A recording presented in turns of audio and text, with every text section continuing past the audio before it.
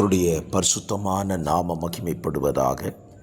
ஆசீர்வாதமான ஒரு நல்ல காலவெளியிலையும் கர்த்தருடைய வார்த்தையை இன்றைக்கு உங்களோடு கூட சொல்வதில் மிகுந்த சந்தோஷம். இன்றைக்கான தியான அதிகாரம் 2 ராஜாக்கள் 4ஆம் அதிகாரம். இந்த அதிகாரத்தில் 3 விதமான அற்புதங்களை எலிசாவின் மூலமாய் கர்த்தர் செய்வதை நீங்கள் வாசிக்க முடியும். இந்த காலவெளியில் ஒரு அற்புதத்தை உங்களுக்காக சொல்ல விரும்புகிறேன்.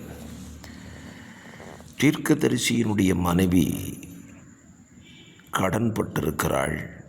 பிள்ளைகளை அடிமையாக்க கடன்காரன் வருகிறான். அவள் எலிசாவினிடத்தில் வந்து கேட்கிறாள், என்னுடைய பிள்ளைகள் அடிமையாக போகாமல் இருக்க எனக்கு நன்மை செய்ய வேண்டும். எலிசா கேட்ட ஒரு கேள்வி, உன்னிடத்தில் என்ன இருக்கிறது? நான் உனக்கு என்ன செய்ய வேண்டும்? 2 கேள்வி. நான் உனக்கு என்ன செய்ய வேண்டும்? உன்னிடத்தில் என்ன இருக்கிறது?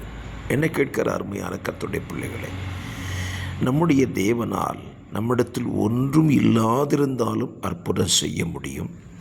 நம்மிடத்தில் இருக்கிறதை வைத்தும் அவரால் அற்புதம் செய்ய முடியும்.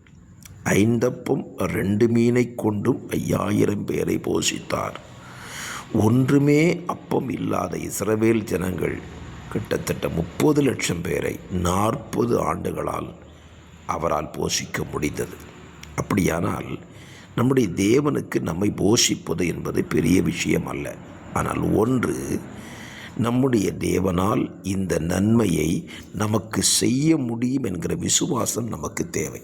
இந்த காலவெளியிலே உங்கள் தேவைகள் எதுவாக இருக்கலாம், கர்த்தரை விசுவாசியுங்கள். அற்புதங்கள் உங்கள் வாழ்க்கையில் நடக்கும். ஆமென்.